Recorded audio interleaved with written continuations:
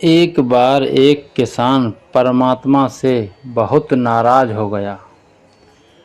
कभी बाढ़ आ जाए, कभी सूखा पड़ जाए, कभी धूप बहुत तेज हो जाए तो कभी ओले पड़ जाए।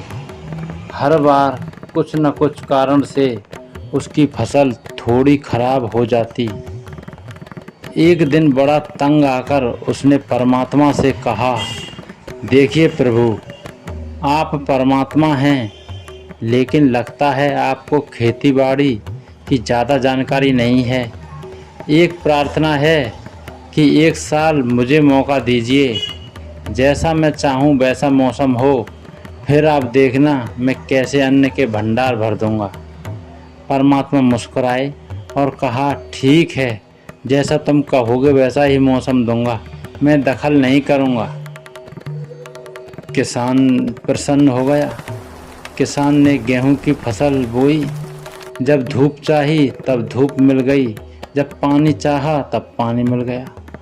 तेज धूप, ओले, बाढ़, आंधी तो उसने आने ही नहीं दी।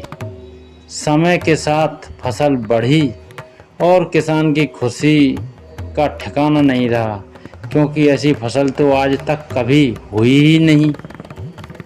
किसान ने मन में सोचा, अब पता चलेगा परमात्मा को कि फसल कैसे उगाते हैं। बेकार ही इतने बरस तक हम किसानों को परेशान करते रहे। फसल काटने का समय आ गया।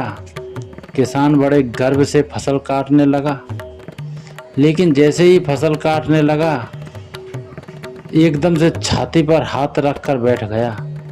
अरे ये क्या, गेहूं की एक भी बाली के अंदर गेहूं नहीं था, सारी बालियां अंदर से खाली थी। वह बड़ा दुखी हुआ और परमात्मा से कहा, प्रभु ये क्या हुआ।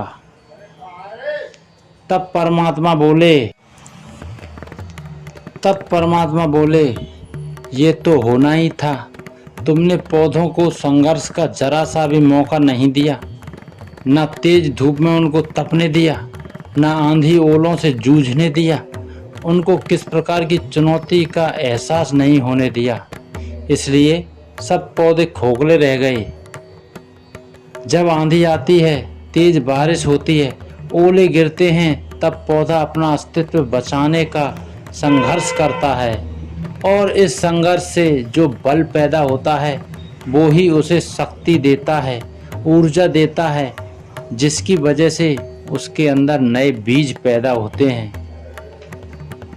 उसी तरह जिंदगी में भी अगर संघर्ष ना हो, चुनौती ना हो, तो आदमी खोखला ही रह जाता है, उसके अंदर कोई गुण नहीं आ पाता।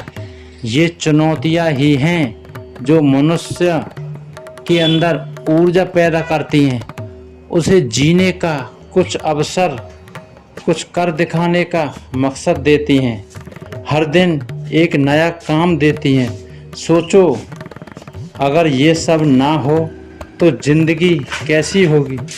इसलिए चुनौतियों से डरो या भागो नहीं, बल्कि उनसे कुछ नया सीखने की कोशिश करो। जैसे सोना आग में तपकर कुंदन बनता है, इसी तरह से इन चुनौतियों में खुद को तपाओ, फिर देखना आपका वो व्यक्तित्व सामने आएगा जिसे दुनिया सलाम करेगी। तो दोस्तों, कहानी आपको कैसी लगी कमेंट करके बताना, और हाँ, लाइक शेयर सब्सक्राइब करना नहीं भूलें दोस्तों।